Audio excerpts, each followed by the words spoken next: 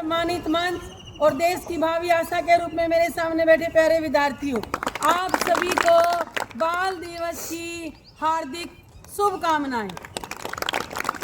प्यारे विद्यार्थियों, बाल दिवस हर वर्ष 14 नवंबर को मनाया जाता है और ये बाल दिवस हमारे देश के प्रथम प्रधानमंत्री पंडित जवाहरलाल नेहरू जी के जन्मदिन के उपलक्ष्य में मनाया जाता है।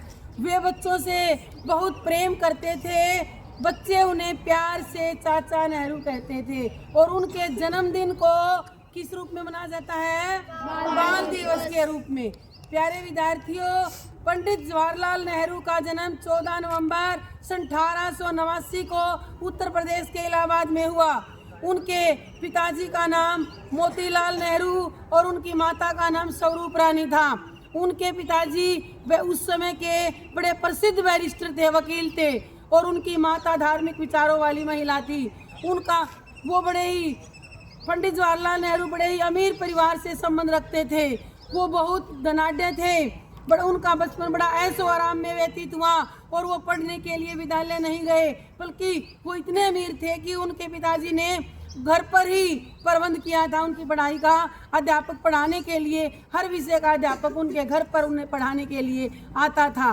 बाद में वो इंग्लैंड चले जाते हैं और वहाँ हैरो पब्लिक स्कूल में उनका दाखिला करवाया गया और बाद में कैम्ब्रिज विश्वविद्यालय से वो वकालत की डिग्री लेकर के भारत आते हैं और सन 1916 में जब वो भारत वापस आए वकालत की डिग्री करके, तो उनकी शादी कमला नेहरू से हो जाती है और एक साल बाद सन 1917 में उनके घर एक पुत्री ने जन्म लिया जिसका नाम इंदिरा रखा गया, जो कि बाद में देश की प्रधानमंत्री बनी। तो प्यारे विद्यार्थियों, जब वो वकालत करके आए तो उनका मन बैरिस्टर इस काम में नहीं रमा। आप सब जानते हैं कि उस समय हमारा देश अंग्रेजों का गुलाम था। पंडित जवाहरलाल नेहरू जी गांधी जी से बहुत प्रभावित हुए और उन्होंने अपनी वकालत छोड़ करके स्वतंत्रता आंदोलन में बढ़ चढ़कर भाग लिया। महात्मा गांधी जी ने जितने भी आंदोलन चलाए, सविनय अवज्ञा आंदोलन, असहयोग आंदोलन, नमक सत्याग्रह, भारत छोड़ो, जो भी आंदोलन उन्होंने चलाए उन सब में पंडित जवाहरलाल नेहरू जी ने भी बढ़ चढ़कर भाग लिया।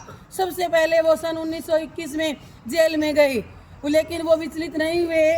वो उनका यही ध्येय था कि मेरा देश आज़ाद होना चाहिए। और प्यारे विद्यार्थियों, देश को आज़ादी मिलने तक वो 9 बार जेल में गए, लेकिन जेल में वो खाली नहीं बैठे।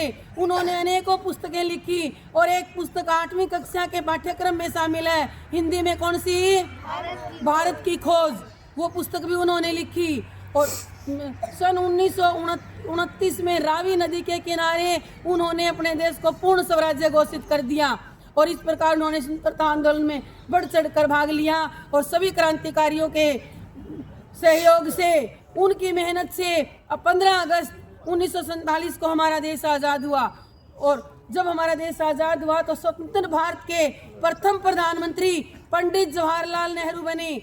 लेकिन वो प्रधानमंत्री बने हैं, उनके सामने बहुत सी कठिनाइयां हैं, बहुत सी चुनौतियां थी, क्योंकि उस समय हमारा देश आर्थिक रूप से बहुत कमजोर था, आत्मनिर्भर नहीं था।